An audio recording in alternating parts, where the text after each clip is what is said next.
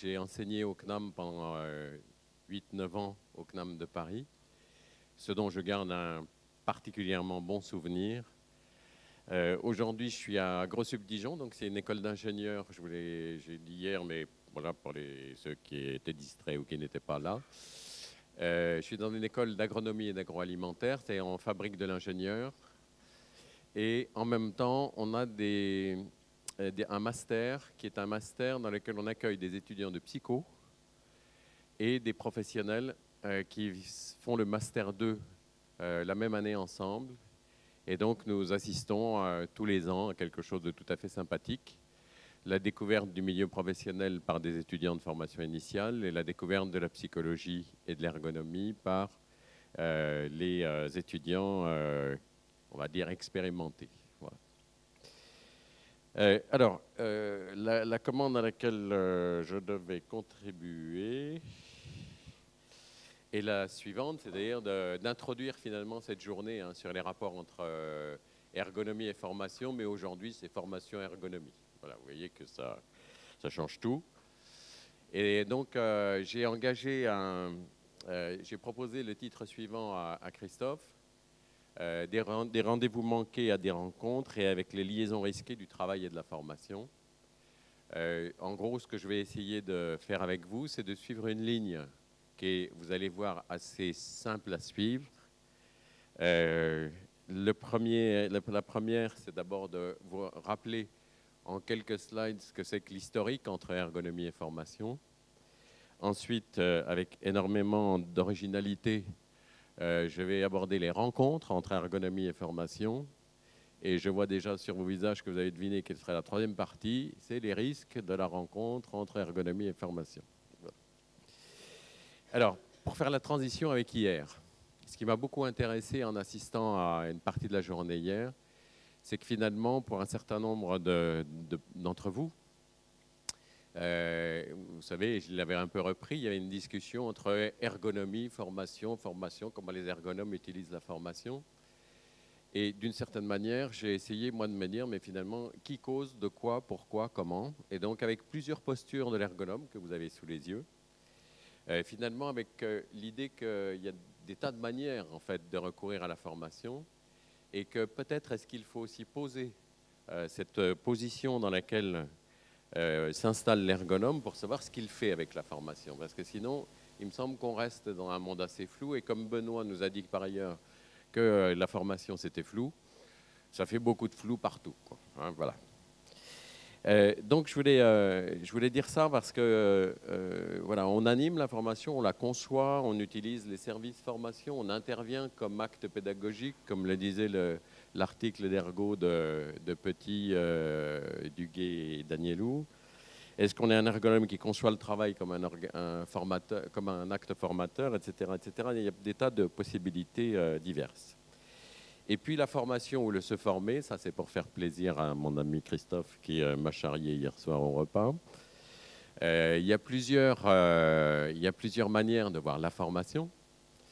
La formation, ben, finalement, alors, est-ce que Christophe vous forme? Voilà une bonne question. Voilà, vous m'avez compris. Donc par définition, vous résistez à cet individu. Qui, lui, de son côté, est persuadé qu'il vous fait apprendre quelque chose et qu'il ne vous forme pas, si vous voulez, mais qu'il voilà, vous donne quelque chose à faire. Il vous socialise aussi au milieu de l'ergonomie. On a entendu hier dans les témoignages, comment je deviens ergonome. On se socialise à un milieu, à une organisation, etc. Et puis enfin, dans le monde de la formation, il y a toute une série de collègues dans le monde de la formation qui parlent de l'émancipation. La formation, vous voyez, c'est le truc qui nous permet d'ouvrir des possibles et de devenir autre chose que ce que nous sommes. Ce qui est à la fois vrai, sur un certain plan, et puis qui, on va le voir, qui n'est pas forcément vrai. Voilà. Après, il y a des usages de la formation. Alors, j'en ai mis que 2 parce que c'était hier soir après la soirée. On use de la formation, évidemment, a priori, pour apprendre quelque chose, et vous êtes là pour avoir un diplôme. Ne nous cachons pas la vérité. C'est-à-dire qu'on suit des formations pour obtenir un diplôme, une certification. Mais parfois aussi dans les entreprises, finalement, on fait de la formation pour assurer la paix sociale. Moi, j'ai travaillé beaucoup dans des entreprises où on dit ah ben, t'as bien bossé, alors tu vas en formation. C'est le sucre d'orge, si vous voulez, du salarié. Et puis parfois, et là je fais référence à l'interpellation du collègue hier dans le monde du soin, j'ai vu dans des services de soins des gens qui partent en formation, on leur dit tu nous as filé un sacré coup de main parce qu'il y avait beaucoup de gens qui étaient absents, et donc pars en formation, ça va te donner un petit bol d'oxygène. Vous voyez là, c'est l'injection d'oxygène directe pour réveiller les neurones un peu usés. Voilà.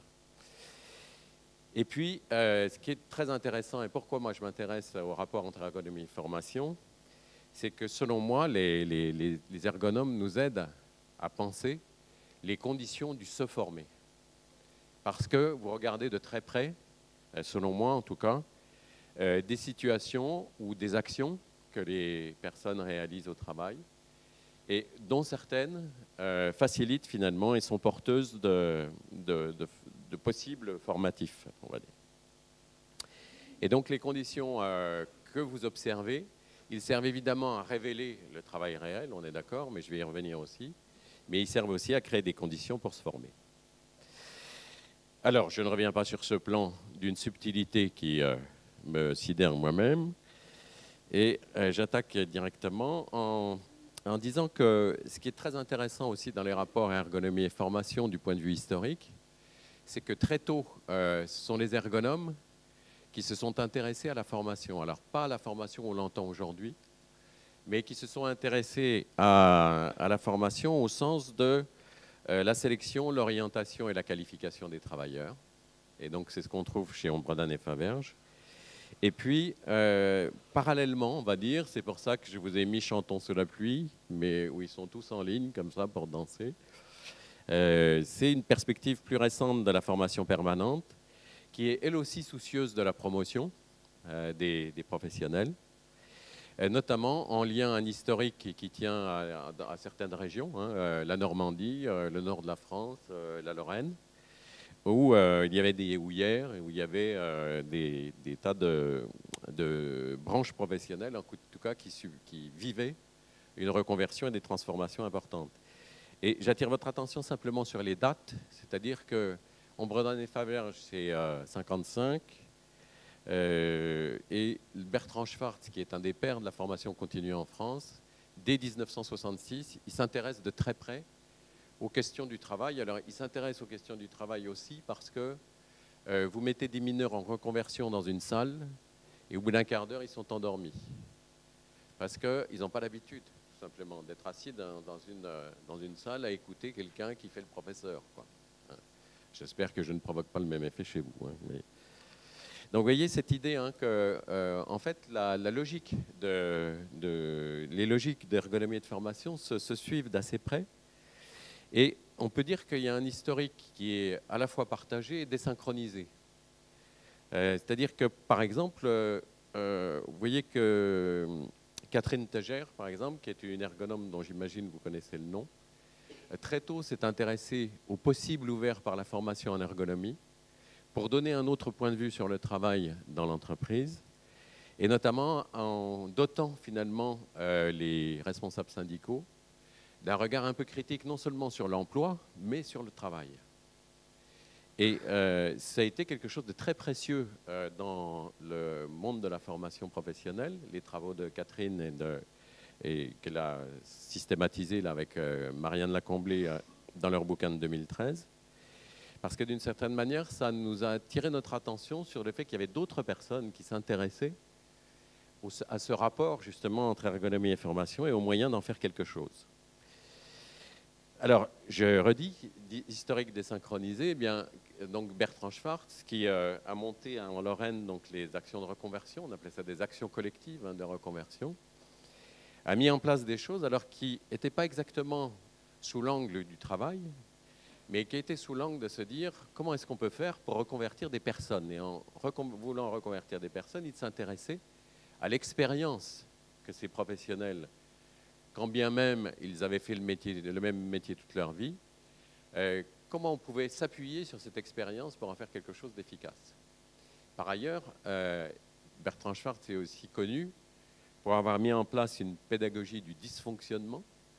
Alors l'idée de la pédagogie du dysfonctionnement, c'est très proche de la question des situations problèmes. Alors il a un exemple célèbre, c'est un gamin à qui on explique le fonctionnement d'un moteur à explosion sur sa mobilette, et puis le fait de faire démonter au gamin le moteur en question et de le faire remonter pour qu'il voit et qu'il comprenne finalement à quel endroit ça dysfonctionnait. Vous voyez, c'était une tentative à l'époque de créer finalement quelque chose qui était très proche d'une analyse du travail par l'action, en acte si vous voulez, d'une certaine manière. Et donc, il y a eu un impact assez important, en tout cas dans le monde de la formation des adultes. Et puis, des noms qu'il faut que vous connaissiez, ou en tout cas un ouvrage que vous pouvez trouver à la bibliothèque du CNAM, j'imagine. C'est le Traité des sciences et techniques de la formation, qui depuis 1999 est réédité de manière régulière, et dans lequel il y a un certain nombre d'articles qui essayent de formuler ou de dénoncer finalement quels sont les sous-bassements, si vous voulez, de l'action des formateurs. Alors, je vous avais parlé d'historique.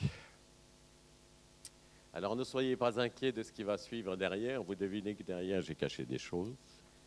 Alors, le Moyen-Âge. Le Moyen-Âge, on trouve en Brandon et Faverges et on trouve ce merveilleux ouvrage de 1974 qui est fait par Maurice de Montmolin, qui est l'analyse du travail préalable à la formation. Et alors, qui tombe 1974, qui tombe dans un vide sidéral de réflexion du côté des formateurs sur le travail. Alors, à la fois je dis ça et à la fois c'est pas tout à fait vrai, puisque vous voyez qu'en même temps, on a quelqu'un comme Christian de Montlibert et Marcel Laine qui écrivent des choses sur formation et analyse sociologique du travail. Donc il se passe des choses de chaque côté, mais on ne se cause pas. Deuxième époque, la Renaissance, un peu plus tard, un peu moins de 20 ans plus tard, ça cogite de part et d'autre, on va dire. Alors vous avez, vous, cet ouvrage merveilleux qui a été évoqué hier, Comprendre le travail pour le transformer, de Guérin-Laville-Danielou. Et de l'autre côté, il y a des formateurs qui vont en entreprise. Et c'est très intéressant, on regarde la loi 2018, c'est qu'à l'époque, vous avez des formateurs qui sont dans les entreprises, qui travaillent avec les professionnels, très proches du travail et qui se font une représentation du travail et qui aident justement, à l'aide par exemple de la pédagogie du dysfonctionnement, de créer finalement une formation très ancrée sur les situations vécues par les professionnels. Alors l'article, enfin le rapport même qui a été fait par Baudouin, Hélier, Meignier et Olanier sur les formations diplômantes de l'entreprise, il faut imaginer quelque chose que l'éducation nationale d'aujourd'hui n'imagine même plus de réinventer. On passe des diplômes dans une entreprise sans aller dans un endroit de formation formelle. Donc, vous voyez la chose avec des inspecteurs qui sont d'accord pour ça. S'il y a des gens de l'éducation nationale, des inspecteurs de l'éducation nationale, j'aimerais qu'ils entendent ce message, c'est qu'il y a 30 ans, il y avait des choses qui se faisaient de manière magnifique. Voilà. Autre point, et donc vous avez toute une série d'éléments qui sont produits finalement pour rapprocher finalement le travail de la formation et qui sont très inventifs, très mis à jour et qui vont complètement dans le même esprit que ce qui se passe en ergonomie. Et puis, il y a quand même quelque chose qui finit par embrayer dans une troisième époque, dans laquelle les ergonomes nous aident, parce qu'on commence à se parler. On commence à se parler vraiment. Alors, il y a ce bouquin que je trouve, moi, qui a été un livre de chevet pour moi, Les représentations pour l'action de Dubois, Rabardel et Tégère à nouveau. Et puis, à l'époque, Barbier et Berton-Boru qui écrivent un bouquin qui s'appelle Situation de travail, situation de formation et qui crée donc quelque chose, si vous voulez, qui qui essaye de créer le lien, si vous voulez, entre ces différentes approches. Et puis, évidemment, on a de part et d'autre, eh bien, d'une part, les travaux de Catherine Delgoulet et de Christine Vidal qui entrent dans leur phase de préchauffe, mais qui déjà nous proposent des choses tout à fait stimulantes. Et dans le même temps, du côté de la formation, on a un monsieur qui s'appelle Pierre Pastré, qui est à l'origine de la didactique professionnelle, avec Renan Samursey, avec Janine Rogalski, avec Pierre Bardel, mais qui lui formalise dans un ouvrage de 2011 finalement ce rapprochement très fort. Alors, il y a quand même, vous voyez, quand on se cause, on met quand même 7-8 ans à se causer, quoi. Hein, c'est ça que veulent dire les petits drapeaux orange, là. C'est que de part et d'autre, si vous me permettez l'expression, on commence à se renifler, mais on se demande si ça vaut le coup d'aller plus loin dans la rencontre. Excusez-moi, c'est un peu imagé parfois, moi. Puis enfin, on est, à mon avis, dans une période de coactivité qui est pour moi extrêmement stimulante entre ces mondes, avec des réflexions, et c'est là où je trouve ça très intéressant, c'est-à-dire qu'il me semble que dans le monde de l'ergonomie, la question de la formation est devenue un vrai axe de travail. Ce n'est pas seulement une cerise sur le gâteau pour savoir comment on va faire mieux de l'ergonomie, mais il y a un vrai axe de travail autour de la formation. Et réciproquement, il y a un certain nombre de chercheurs en sciences de l'éducation qui font travailler aussi leurs neurones et leurs réflexions, si vous voulez, sur ce que c'est que le travail. Et j'en veux pour preuve, si vous voulez, le bouquin de Mayen en 2017 sur travailler avec le vivant. Alors évidemment, Patrick, c'est le collègue de l'agriculture, et donc il regarde pousser les plantes, il regarde bêler les chèvres, enfin bêler les moutons et quelque chose des chèvres, et il s'interroge, si vous voulez, sur le rapport des travailleurs avec le vivant. Alors, je voudrais finir un peu ce premier moment par une réflexion sur l'enjeu, enfin une réflexion, simplement quelques constats plutôt sur l'enjeu social du travail pour la formation. C'est d'abord savoir que dans le monde de la formation, nous avons toute une série de couches de personnes qui s'en occupent. Ça ne veut pas dire qu'ils la connaissent, la formation, mais ils s'en occupent. Voilà. Et donc l'Europe, par exemple, n'est pas avare d'indications sur comment doit être faite la formation. Aujourd'hui, par exemple, on vous parle beaucoup de compétences transversales. Les blocs de compétences, c'est des choses qui sont essentielles pour le développement des individus, etc., du point de vue européen. Maintenant, vous voyez, le risque de cette approche européenne, c'est de découper complètement le travail par tranches, voilà, en se disant, ben, je forme d'un petit coup à droite les compétences transversales, et puis après, je ferai les compétences techniques. Après, je mettrai quelques compétences citoyennes, et puis peut-être un zeste de compétences personnelles, voilà, relationnelles. Merci, Anne. Voilà, et puis on a la loi de 2018 qui change pas mal, qui va probablement changer pas mal de choses, mais on n'est pas encore très au clair là-dessus. Et donc, vous voyez qu'il y a une superposition d'éléments qui pèsent sur l'espace de la formation. Et ce qui est intéressant, c'est de s'interroger sur l'enjeu du travail formateur. Et si on descend d'un cran par rapport à ces idées européennes, il y a un certain nombre d'éléments qui touchent le travail, qui évidemment viennent un peu percuter le côté un peu irénique, si vous voulez, et lisse de la pensée sur la formation.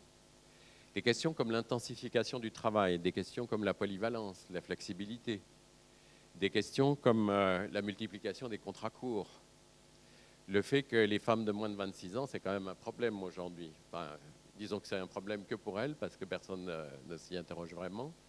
Et le fait que les femmes soient les plus touchées par les contrats en temps partiel et par des contrats extrêmement segmentés, qu'est-ce qui peut s'apprendre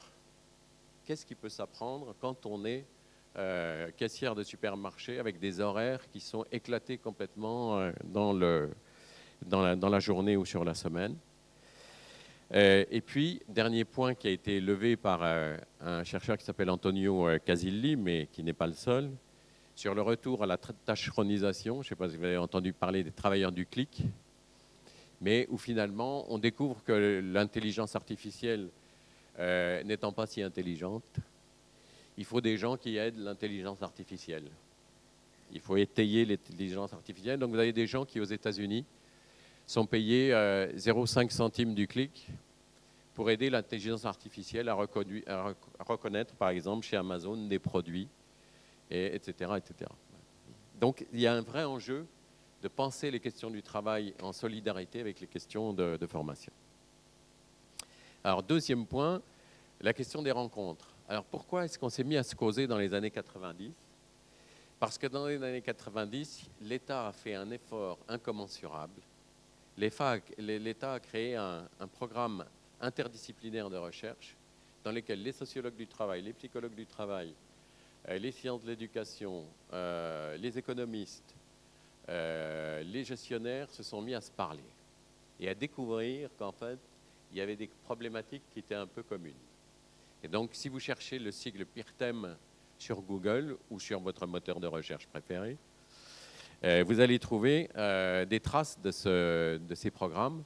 Et je vous encourage vraiment à regarder les rapports qui ont été produits dans le cadre de ces programmes, car ils ont été extrêmement intéressants pour montrer justement une réflexion transverse par plusieurs disciplines. Chemin faisant, vous vous doutez que l'État a fini par mettre fin à cette récréation parce que du coup, ça donnait de trop bonnes idées à un certain nombre de chercheurs qui proposaient des tas de projets totalement déraisonnables où justement on aurait pu causer du travail, par exemple. Alors, premier objet de rencontre, et c'est un peu la toile de fond finalement de tout ce que je vais passer en revue, des points que je vais passer en revue sur les objets de rencontre, c'est l'analyse du travail. Ça, c'est la grosse découverte quand même, en tout cas dans le monde de la formation. C'est ce qui nous est amené par les ergonomes et par les psychologues du travail. Un Laï qui avait déjà évoqué ces questions-là de longue date.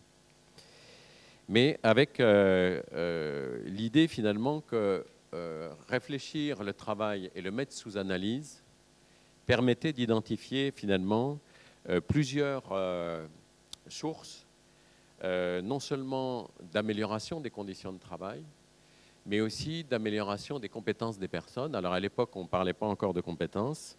Ça arrive à peu près en 1992, là où Danielou évoque cette citation. 1992, c'est Deauville, le CNPF, l'ex-MEDEF, enfin le futur MEDEF, pardon, le futur MEDEF qui organise une rencontre sur les compétences à Deauville et qui, du coup, fait basculer le monde de la formation d'un monde où les formateurs sont avant tout des enseignants. On n'a pas encore évoqué le terme d'enseignant hier, je crois. Et en fait, beaucoup du monde de la formation est complètement formaté par l'usage les travaux, en tout cas les cultures plutôt de l'enseignement. Et d'une certaine manière, si vous voulez, le passage au monde de la formation est soutenu au niveau du MEDEF par le fait de dire non, mais nous, on ne forme plus à l'acquisition de savoir, mais on forme à la maîtrise des compétences. C'est un basculement très fort. Par exemple, chez ArcelorMittal, vous avez une définition de la compétence qui est c'est un savoir-faire opérationnel validé. Ça en dit long, c'est savoir-faire opérationnel validé par qui, on ne sait pas encore tout de suite, mais on devine quand même. Et puis, par exemple, dans le BTP, la compétence, c'est simplement une activité qui croise une situation. Mais vous voyez bien qu'en pensant à activité qui croise une situation, on est très proche d'éléments que nous apporte l'ergonomie. Et donc, on va commencer dans les rencontres à des discussions assez complexes parfois, pour se dire finalement, c'est quoi cette compétence, comment ça fonctionne, quoi. Alors, l'objet de rencontre, c'est l'analyse du travail. Et dans le domaine de la formation, il y a aujourd'hui on peut dire trois grands courants qui essayent de réfléchir ces rapports entre les deux. Il y a la didactique professionnelle, dont à Dijon, on met en œuvre, mais aussi à Nantes, ici, à l'université, sous la houlette de Christine Vidal. Il y a des éléments du cours d'action qui viennent de l'ergonomie, puisque Jacques Theroux, qui est un ergonome célèbre, qui a développé tout un corpus théorique extrêmement impressionnant, que si vous ne le connaissez pas, vous allez sur le site courdaction.net. Et là, vous pouvez entamer une retraite de quelques mois pour lire l'ensemble des textes relatifs au cours d'action. Et puis, il y a la clinique d'activité qui a été portée au CNAM par Yves Clos et les gens qui ont travaillé avec lui, qui s'intéresse de très près, puisqu'il m'était arrivé, quand j'étais au CNAM de Paris, d'avoir des situations assez cocasses, où moi j'enseignais dans une UE l'analyse du travail pour la formation, et puis dans la salle d'à côté, il y avait Yves Clos qui animait une UE activité et formation. C'était facile pour les auditeurs de se repérer. Alors, le point de rencontre majeur de tout ça, c'est, selon moi, si vous voulez, la question de l'activité, qui est un élément très fort, qui est venu percuter véritablement les questions de formation. Alors, je vous ai mis 5 exemples ici, qui sont des exemples dans lesquels soit j'ai été associé, soit j'ai été associé à la réflexion sur ces chantiers-là. Alors, vous voyez d'abord en haut à droite un moniteur de voile qui apprend à des enfants à comprendre la notion de soulevant. Quand vous faites de la voile, vous le savez, fonctionne avec du vent. Et un garçon comme moi a des difficultés à repérer d'où vient le vent. Ça dépend des endroits, plus dans les institutions, mais sur la mer, je ne sais pas. Et donc, le modèle de la régulation, de la double régulation de Leplat, à propos de l'activité, est un modèle qui est extrêmement heuristique, si vous voulez, dans le monde de la formation. Et notamment parce que Benjamin, que vous avez vu là enseigner à des enfants ce qui est sous le vent, eh bien, son activité consiste d'abord, évidemment, à les mettre sur l'eau à un moment donné dans un bateau et qu'ils voient d'où vient le vent. Et puis, par ailleurs, d'une certaine manière, qu'ils s'approprient la notion de vent, qu'ils l'aperçoivent, qu'ils la comprennent, qu'ils l'incorporent d'une certaine manière. Dans la forêt, on est sur un chantier aujourd'hui où on travaille beaucoup avec des forestiers. Et les forestiers nous disent, on va dans une forêt, ils nous expliquent. Donc, imaginez-vous, vous avez un forestier qui vous emmène dans la forêt et vous dit, tu as vu ces arbres? Oui, je les vois. Et donc, tu vois tout de suite, là. Oui, je vois tout de suite. Donc, on prend l'air intelligent 5 minutes, vous voyez, pour comprendre un peu ce que c'est que la forêt. Puis, il vous emmène dans un autre endroit et il vous dit, en descendant de la voiture, ça, c'est quand même autre chose. Tu sens l'ambiance forestière? Oui. Et là, vous comprenez que vous êtes un peu perdu du point de vue de l'activité, c'est-à-dire que vous aviez bien l'idée que vous alliez avoir le travail réel.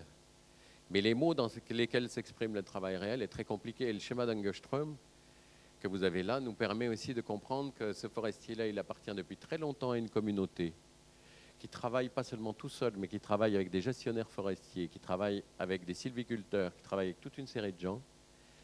Et du coup, vous comprenez que votre première compréhension de l'activité ne vous suffit pas à sentir les subtilités de l'ambiance forestière. Voilà. Troisième point, vous êtes dans l'aide sociale à l'enfance, vous accompagnez des parents dont les enfants sont placés dans les visites aux familles. Vous êtes fraîchement accueillis dans les familles auxquelles on a piqué les enfants quand vous êtes travailleur social, et c'est un vrai problème. Et donc, il y a une interrogation sur comment je m'explique avec cette activité-là. Vous êtes travailleur social et ça fait partie des choses qu'on enseigne évidemment dans une école professionnelle. On l'enseigne, mais est-ce que vous savez le faire? Voilà. Et donc, tout l'intérêt des modèles de Clos, c'est de comprendre finalement comment se déplace le point de vue sur l'activité de l'acteur lui-même en fonction des interactions qu'il a avec le parent. Et donc, la clinique nous a apporté aussi un regard assez intéressant sur justement ces changements de point de vue sur l'activité. Maintenant, si je suis à l'hôpital, vous avez vu cette dame qui prépare une perfusion. Si je suis à l'hôpital, j'ai en fait de multiples genèses qu'on trouve dans les ouvrages de Rabardel, par exemple, et dans son bouquin « Les hommes et les technologies accessibles en ligne pour ceux qui ont eu des distractions », qui est tout à fait intéressant et qui nous aide à réfléchir le rapport dans leur activité que les professionnels ont aux objets de l'environnement. Et puis enfin, je vous ai mis un conseiller agricole avec un agriculteur. Les agriculteurs sont à la fois maîtres chez eux, on va dire, et à la fois sont très preneurs de conseils, d'être rassurés par quelqu'un d'extérieur qui regarde leur travail. Donc ils sont exaspérés par les conseillers agricoles, mais si les conseillers agricoles ne sont pas là, ils ne sont pas très sûrs d'eux, finalement, parfois.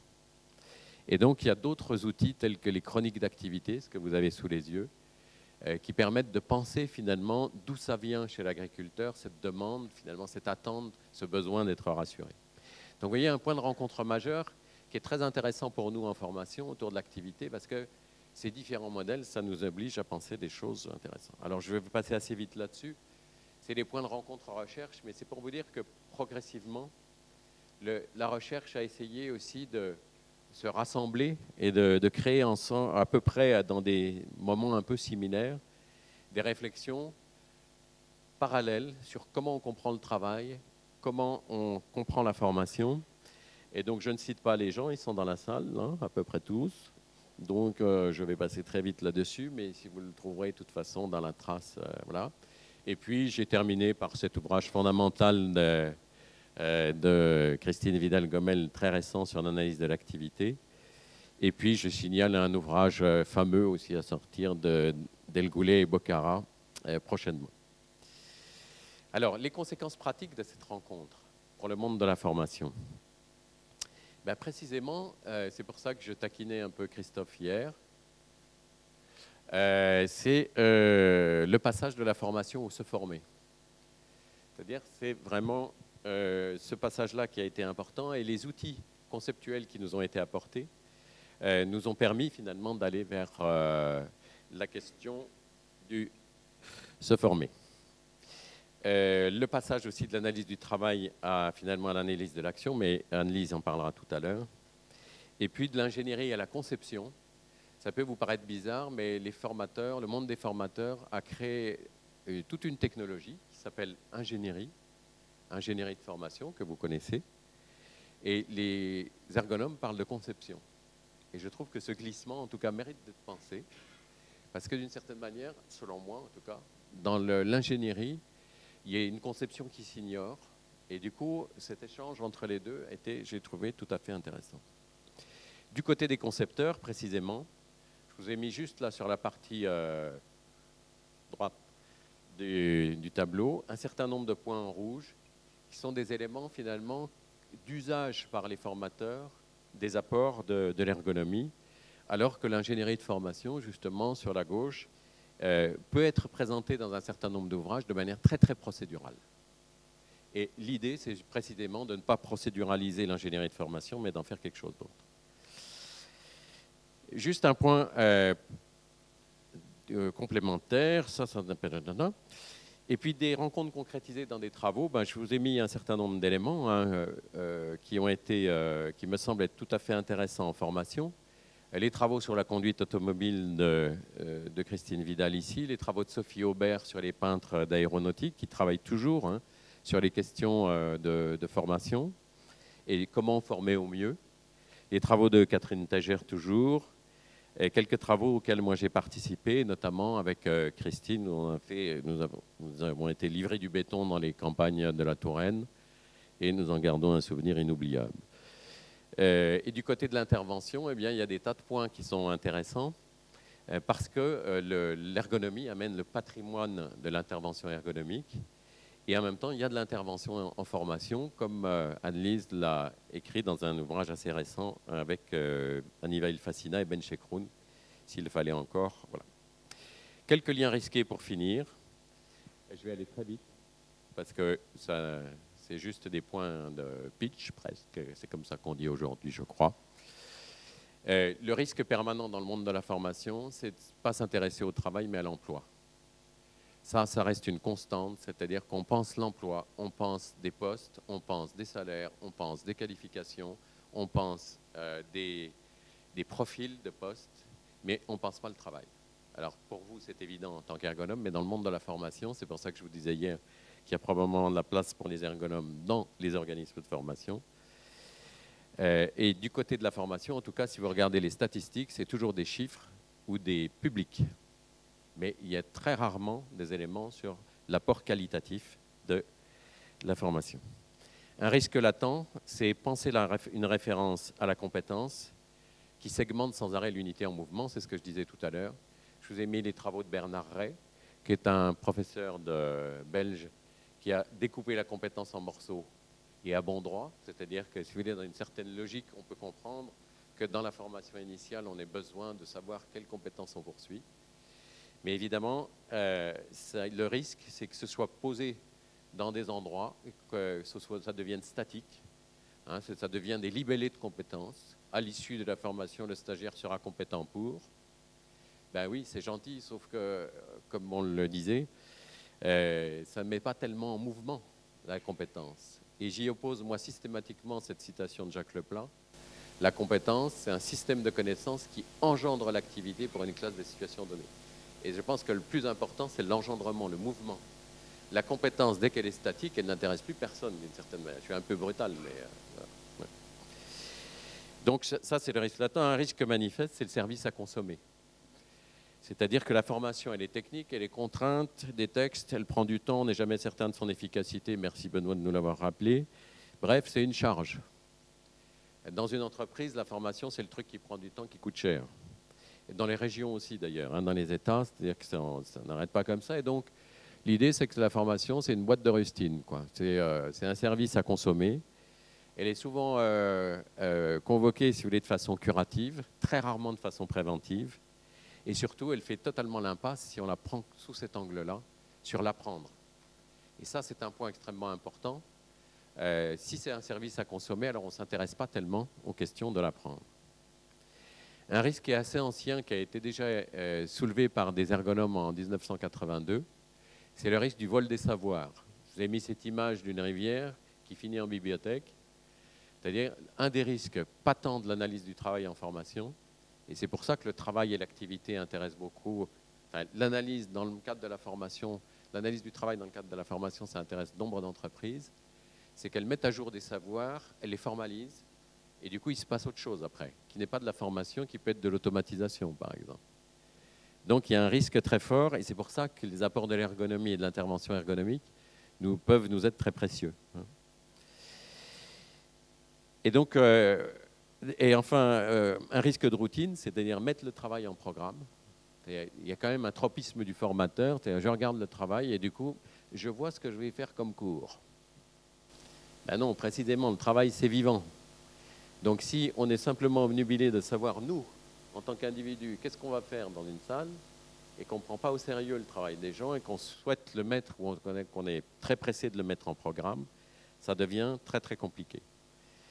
Donc la quête du travail réel que j'ai entendu hier, hein, la découverte des situations et de leur potentiel, les artefacts et les objets de l'environnement comme formation, c'est quelque chose de très précieux et il faut être très attentif à ce que les institutions ne stérilisent pas finalement cette richesse du vivant qui a été recueillie. Et ne jamais oublier cette formule célèbre d'Alain Savoyant, savoir ce qu'il faut faire, c'est pas savoir le faire. Et on le voit bien dans le monde du soin. Il y a quelques soignants qui savent très bien expliquer le calcul de dose, mais quand il s'agit d'injecter des doses aux patients ou de fabriquer le calcul, ou les solutions qui vont être injectées, ça pose problème. Personne ne part à l'hôpital bientôt, j'espère. Dernier risque, le risque lié au paradoxe formation, c'est, je ne l'ai pas dit d'emblée, mais j'aurais pu le dire d'emblée, dans formation, vous entendez bien formatage, on peut entendre conformation, c'est-à-dire que le risque de la poursuite de la conformité est un vrai problème dans la formation. Et donc, il y a une sorte de paradoxe. La formation, vous l'avez vu au début, je parlais de formation émancipatrice. Et là, je suis en train de vous dire, attention aussi, elle peut être quelque chose qui est conforme. Et donc, je finis là, mon cher Christophe. Peut-être une piste. Je sais qu'en ergonomie, quelqu'un comme François Hubault essaye de formuler, finalement, c'est quoi le point de vue sur le travail chez les ergonomes. J'en appelle à ce que dans le monde de la formation, on ait un jour quelque chose d'écrit, de formulé, sur c'est quoi le point de vue du travail dans la formation professionnelle.